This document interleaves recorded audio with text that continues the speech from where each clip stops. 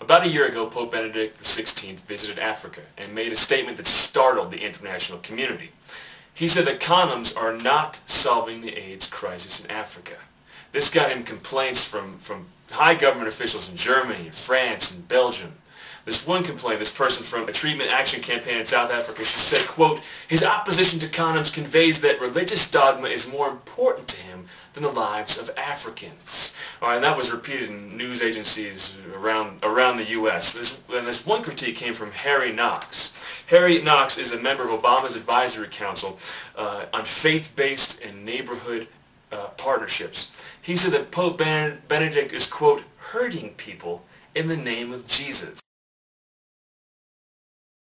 Knox was just challenged, and the person interviewing him said, you know, in light of all the mounting evidence that Pope Benedict was actually correct, do you still stand by your statement that he was hurting people in the name of Jesus by saying condoms are not solving the crisis in Africa? And he said, yes, I do still stand by that statement.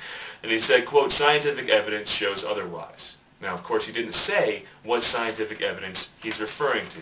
Let's take a look at the scientific evidence that's backing Pope Benedict XVI. Now, they've tracked African nations where they're distributing condoms to see how effective they are. 3 nations specifically. They saw in Botswana, Cameroon, and Kenya.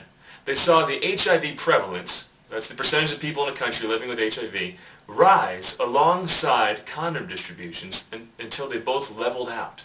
Wow. In Botswana today, where condoms are available virtually everywhere, 1 in 6 people is HIV positive or living with AIDS. 1 in 6 people. Wow. Compare this, however, with Uganda, which is primarily a Catholic country, where condoms didn't come in the scene until 1995. They weren't even on the scene at all.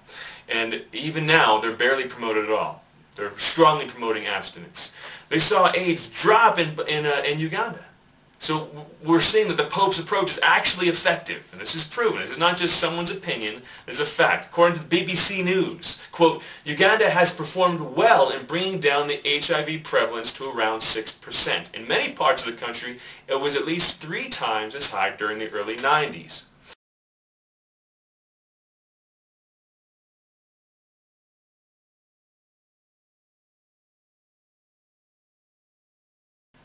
Let's follow Botswana. Despite the fact that 1 in 6 people have AIDS in Botswana, and then we saw prevalence rise with condom distribution, of course he overlooks Uganda. All right? The failure of condoms to protect people from AIDS is painted all over a global canvas, not just in Africa, but also in Asia. We can see an example. In 1984, in the Philippines and Thailand, AIDS broke out at the same time. The Philippines, a very Catholic country, their approach to the AIDS crisis was abstinence, a strong promotion of abstinence. Thailand, their approach was condoms. Over 20 years later, we compared the people with AIDS in Philippines with the people with AIDS in Thailand. It's over 50 times higher in Thailand. Wow. According to the British Medical Journal, which is not a Catholic publication, mind you, it said, quote, "The greater the percentage of Catholics in any country, the lower the level of HIV. If the Catholic Church is promoting a message about HIV in those countries, it seems to be working."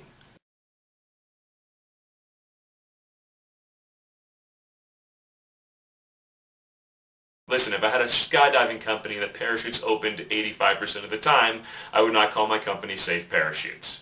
And you probably would not want to go skydiving with me either, would you? Okay. The calculus of condoms is very simple, my friends. You decrease the risk a little, you increase the risk takers a whole lot, pretty soon you get what they have in Botswana, where 1 in 6 people has AIDS. It's not working. The Pope is right. The facts are behind him. And the fact that people like Harry Knox and all these other people are critiquing the Pope and still continuing to throw condoms at the AIDS epidemic globally, and it's not working, that shows you who has personal dogmas that are more important to them than human lives. It's not the church. It's all these pro-latex missionaries. The Pope is right.